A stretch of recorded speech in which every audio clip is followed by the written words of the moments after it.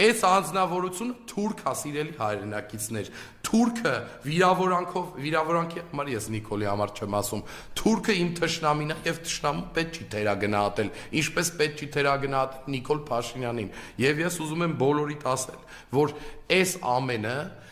տանելու է մեր երկիրը վերջնական պետականության կորստի, վերջնական կործանման եւ այն